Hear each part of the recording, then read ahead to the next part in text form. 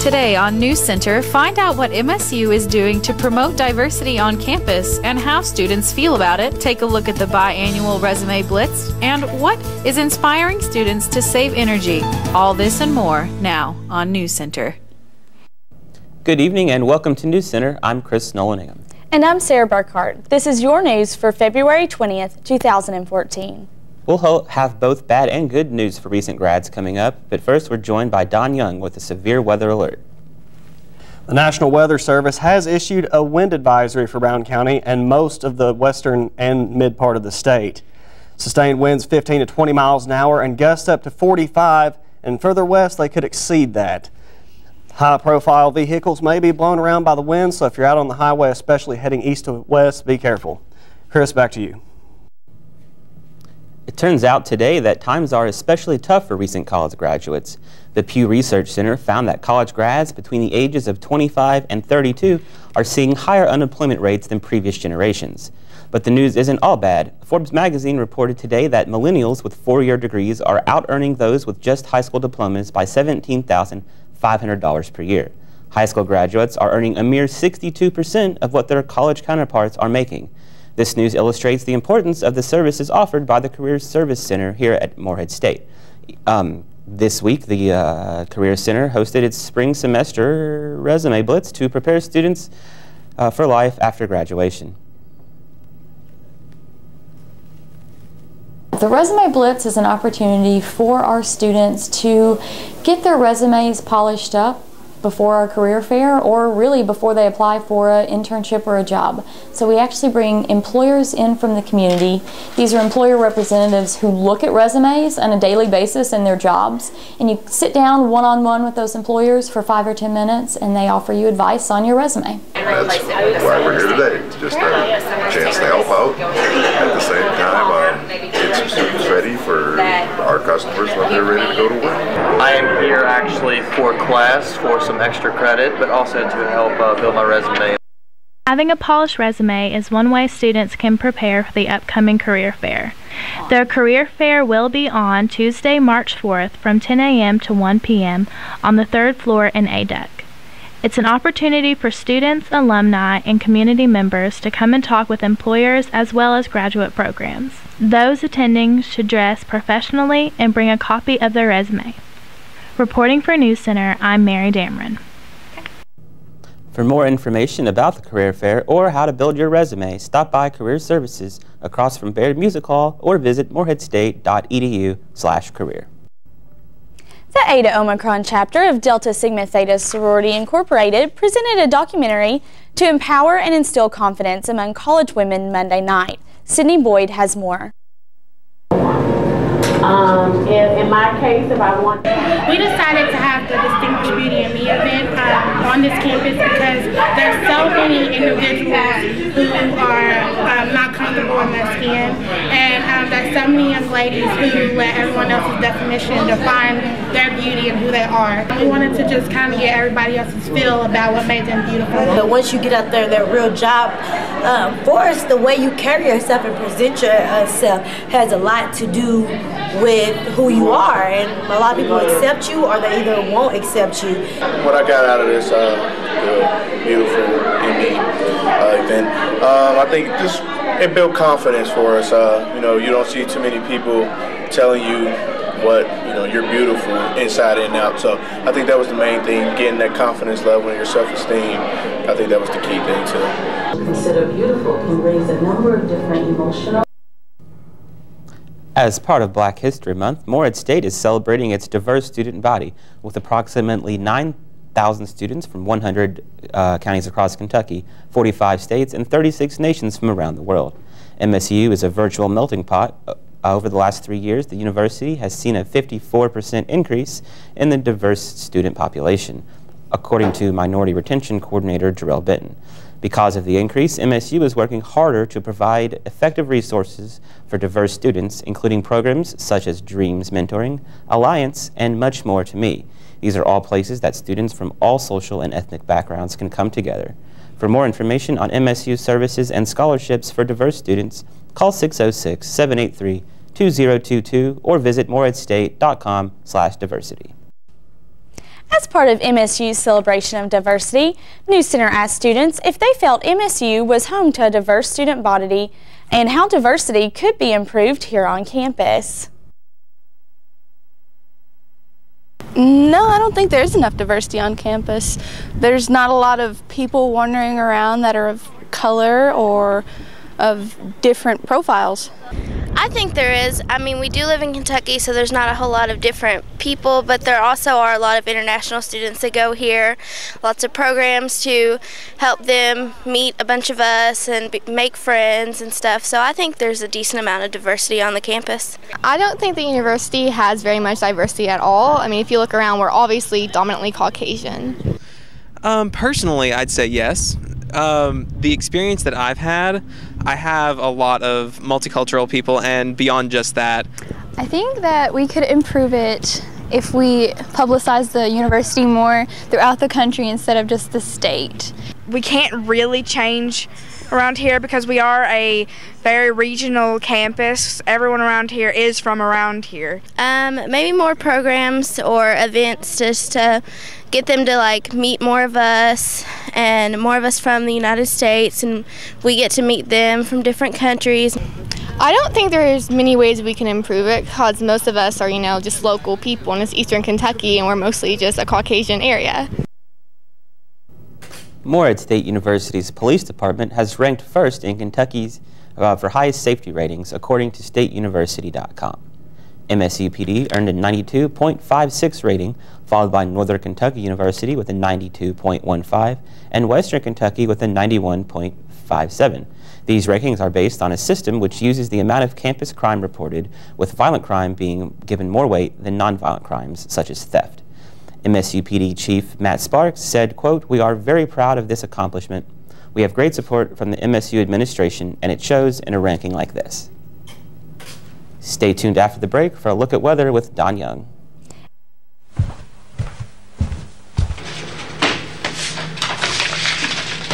Yo, why are you looking at bags, bro?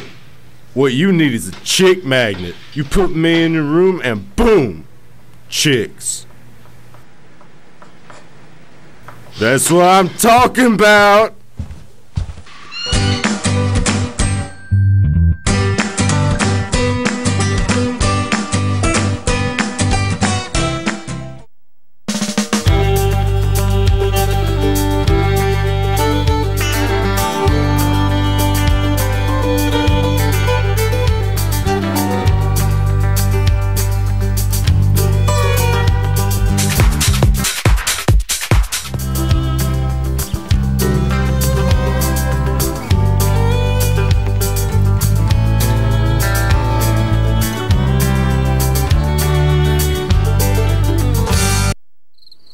It never gets old, huh? Nope. It kind of makes you wanna... Breaking the song? Yup. I love the sunset. I love Eagle Lake. I love the forest. I love when eagles play. I love the campus! And all its sights and sounds. Boom-de-yada, boom-de-yada, boom-de-yada, boom-de-yada. I love philosophy. We love diversity. I love English. And all its weird words. I love the music. And all its melodies. Boom-de-yada, boom-de-yada. Boom-de-yada, boom-de-yada. I love fraternities. I love sororities. I love to draw things. And all the athletes. I love Morehead. It's such a pretty place. Boom-de-yada, boom-de-yada, boom-de-yada, boom-de-yada, boom-de-yada, boom-de-yada, boom-de-yada, boom-de-yada. Welcome back to NewsCenter. Right now it's 69 outside. It's been a really nice day here in Morehead. Cloudy, but still you can't beat those temperatures, especially after the winter we've had. Not out of it yet though. But we came pretty close to the high set back in 97. Luckily nowhere close to the low set back in 1896. Average right now this time of year in Morehead about 38 degrees, so quite a bit warmer than that right now. Taking a look at your temperatures across the Commonwealth, you can see 69 in Lexington. Pretty much the same anywhere in the 64 corridor. Going up a little bit north, cooling down just a tad, but for the most part, pretty warm. And taking a look at your Doppler radar courtesy of WKYT, you can see those storms, and that's what's moving in. That's where we're going to be getting some of those severe thunderstorms from. They're actually moving up from the south, and probably if you're living over in this area, Going to be wanting to pay a little attention to the weather tonight, possible chance of tornadoes, and we are also in a wind advisory until 4 in the morning. Pretty much once it does that, it's going to be pretty dry, and then those severe storms are going to hit around 8 p.m. into midnight, so just be aware, keep the TV on. Back to NewsCenter notices. We're here with Chad Hedrick, the host of the new MSU TV show, What's Up? Chad, thank you for being with us. Thank you for having me. So what are some of the topics covered on What's Up? We have talked, we have a wide array of topics that we discuss.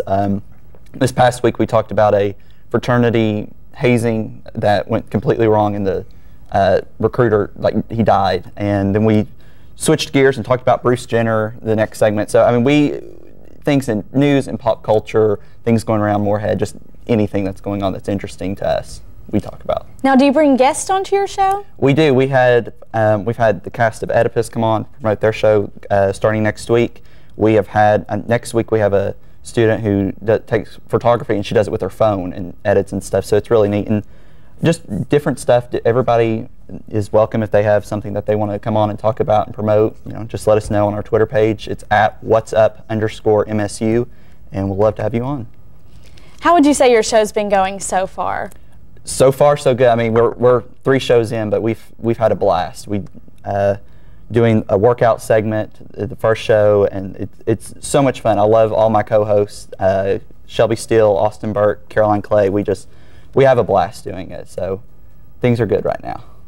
Now, when does your show air for viewers that may want to tune in? We are on Tuesdays at 5, right here on MSU TV, channel 85, and then on Fridays we go online on msutv.net. All right, well, thank you so much, Chad, for being with us today. Stay tuned after the break for a look at Eagle Athletics with Aaron Burton. Claypool Young Art Gallery, located in the center of campus, offers a wide variety of art pieces from various contemporary artists in America. Exhibitions rotate approximately once a month and also host art pieces created by Moorhead State University students, allowing art majors to experience the learning process of showcasing their art. Claypool Young Art Gallery. Come on over today and be inspired by aspiring MSU artists.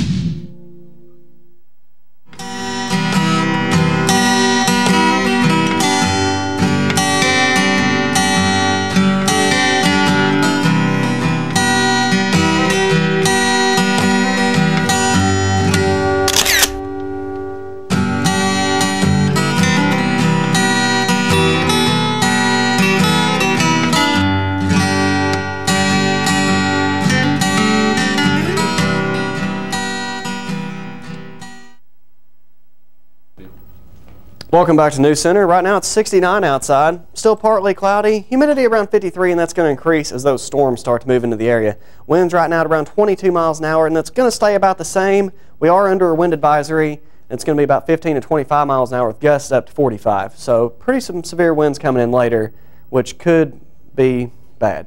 A lot of damaged trees out there from the weather where things were froze that could fall down on power lines. Power goes out. Not good. Temperature's pretty warm across the Commonwealth right now.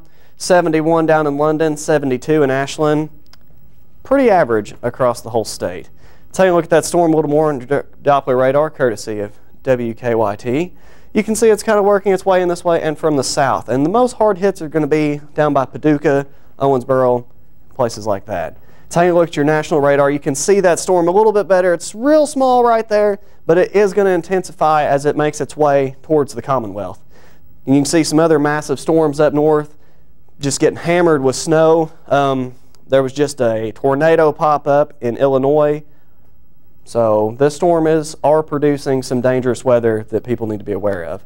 You can see that storm a little bit better right there, actually the size of it through the clouds. And that storm is going to, like I said, get a little bit worse and as it heads this way. Taking a look at your 24-hour planner, pretty nice throughout the day, and then moving into tonight, those severe storms are going to start to come in. Temperature starts to drop a little bit, 66. By midnight, 60. The most severe part of the storm should hit around 1 a.m. to 2 a.m. We are under that wind advisory until 4.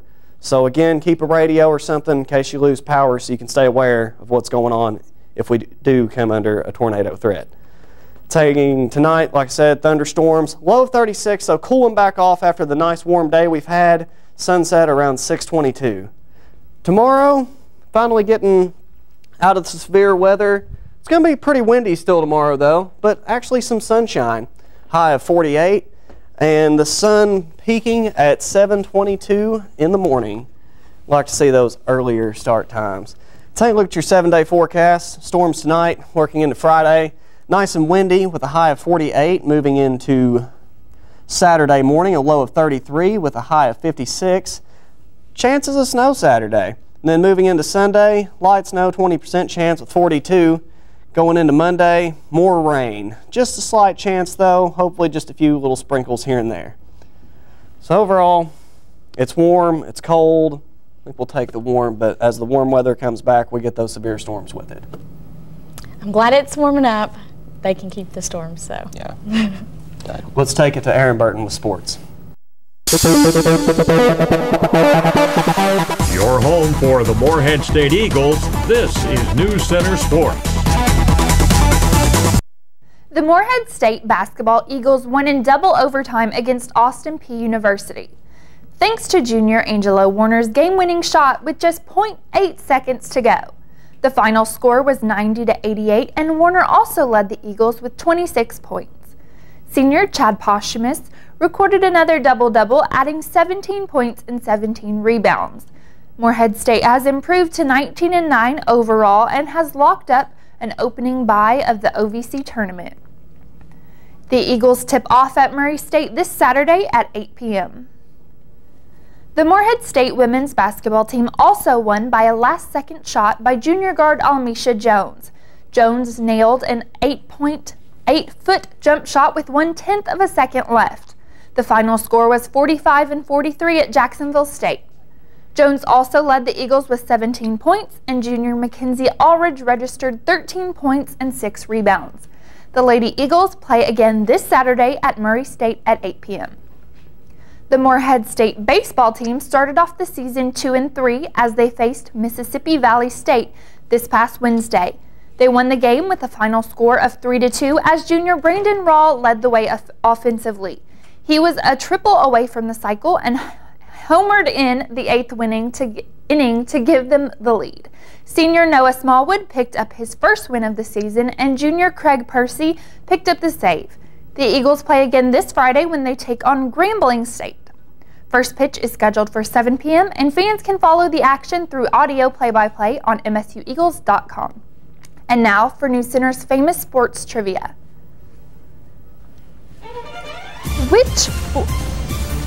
Which sport in the Olympics is former MSU football player Dallas Robinson competing in at the 2014 Olympic Winter Games in Sochi, Russia? A. Men's figure skating, B. Ice hockey, C. Curling, or D. Bobsled? I'm going to have to go with men's figure skating. Haven't really been following the Olympics as much as I would like to, so that's going to be my guess. Okay. I think it's curling. I'm gonna go with Don and say curling. There aren't a lot of bobsled courses around that I'm aware of. Okay, the actual answer is D, bobsled. Robinson is the pushman for both the 2-man and 4-man bobsled teams. Awesome. He was a former MSU football and track and field athlete. The men's bobsled head coach is also a former MSU football player, Brian Schimmer, and he's the head coach for the men's bobsled team. We'll be right back after the break with a look at news around the state. Stay tuned.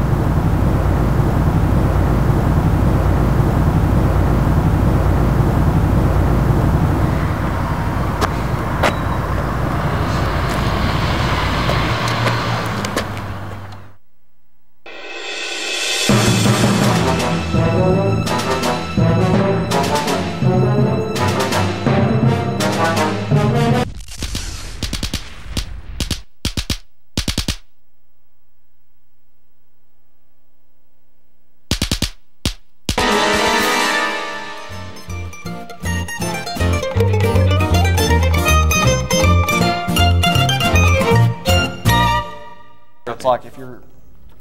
Senate Minority Leader Mitch McConnell may have harmed his chances in the May 20th Republican primary with his vote yesterday in favor of the federal farm bill, which makes cockfighting a federal misdemeanor.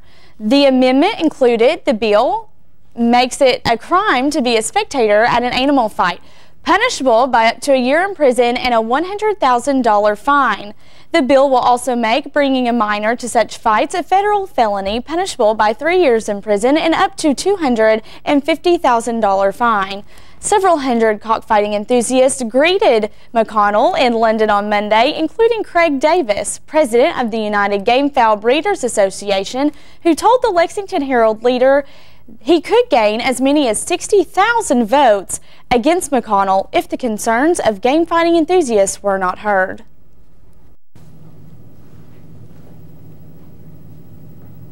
Two bills passed through the Kentucky House on Wednesday, which will help people put their criminal records behind them. House Bill 51 will make it a Class D felony to publish someone's mugshot on a website and demand money for the photo's removal. This bill will not affect jails or news media outlets because they do not offer to remove mugshots for money. House Bill 64, which also passed, will allow Kentuckians convicted of first-time Class D felonies to ask a court to clear their record 5 years after they complete their sentence, if they have no other criminal charges. Representative Ben Wade, who spoke in favor of the bill, said, quote, "We are forgiving people, and if someone has paid their debt to society, then we should consider that debt paid." It turns out a historical attraction in Danville, Kentucky isn't what people thought. The log cabin that sits near Danville's historical Constitution Square didn't in fact belong to freed slave Willis Russell as long believed. According to the Advocate Messenger, Carolyn Crabtree and Mary Gerard are the historians behind this new research and plan to present their findings in a lecture next week at the Boyle County Public Library. Boyle County Landmark Trust President Barbara Hewlett says the house, which is currently called the Willis Russell House, will be renamed the Willis Russell Memorial Log Cabin, as Russell was an important figure in the Danville area. A treat made here in Kentucky will be making its Hollywood premiere. Hand-dipped bourbon chocolates from Art Edibles will be included in the 86th Academy Awards gift baskets on March 2nd. Kelly Ramsey, co-owner of Art Edibles, told the Courier-Journal she hopes more people will get to try hand-dipped bourbon chocolates made in Kentucky as a result of the gift boxes. Art Edibles has less than 2 weeks to prepare and ship 500 boxes to California, each including 4 hand-rolled bourbon truffles. Last weekend, 2 students from the Kentucky Center for Traditional Music did their part to share bluegrass music here in Moorhead. Trailblazer reporter Patrick Broomback was there. We're the Knott Brothers.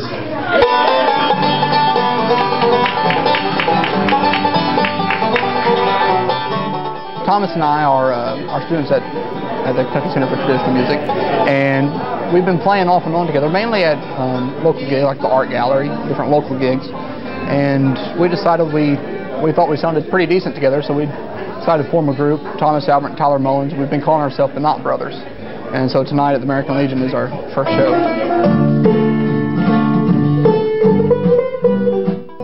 Well, Tyler and I met through the Center for Traditional Music, and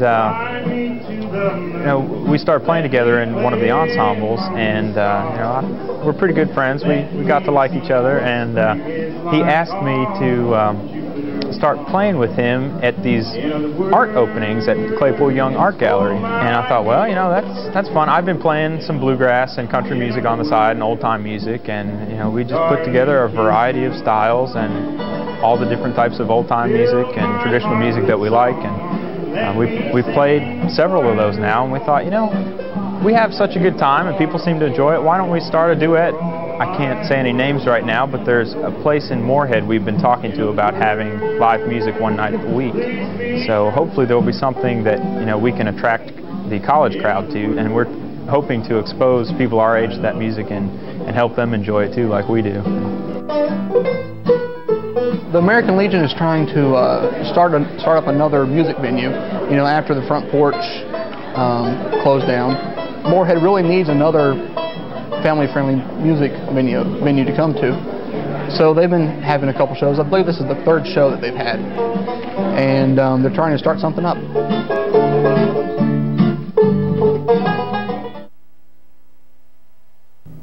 Stay tuned after the break to find out how one MSU women's fraternity is giving back. We'll be right back after this.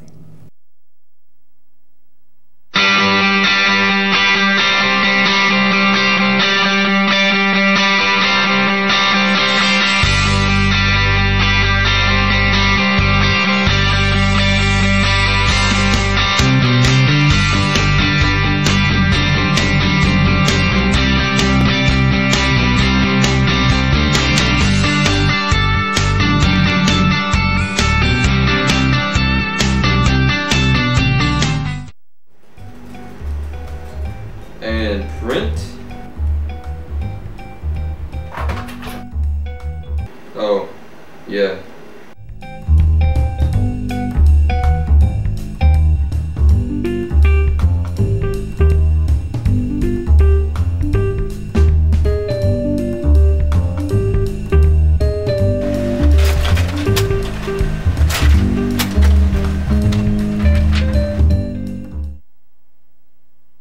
Earlier this week, MSU's Delta Gamma chapter held its annual Dessert with a DG event. NewsCenter's Tanner Boyd tells how it went. For those who aren't familiar with the culture, it may come as a surprise that there's actually a good deal of charity work that comes with joining a Greek organization. And as the charities change from one fraternity to another, so do the fundraising methods. The event that we have here is a dessert auction. So all of the Delta Gamma girls make a dessert, and also people in the community and people on campus also bring in their own desserts and get auctioned off for it. And then all the money goes to Service for Sight. So whoever bids on a dessert, they get the dessert, and then the girls get to hang out with that person after and tell them a little bit about philanthropy. Service for Sight is a program within Delta Gamma that gives grants to various institutions that do research or provide aid to those who are affected by blindness. Haycraft and her sisters agree it's a great cause to get behind. I mean, blindness is something a lot of people don't think about on a daily basis, but when you really do sit down and think about it, we really kind of take our sight for granted. I just see the kind of the struggle that they go through, and I want to be able to help them, and I know all the rest of the girls too. This really does mean a lot to us and all the girls. So in the end, fun was had, and nearly $2,000 was raised to fight blindness. Reporting for NewsCenter, I'm Tanner Boyd.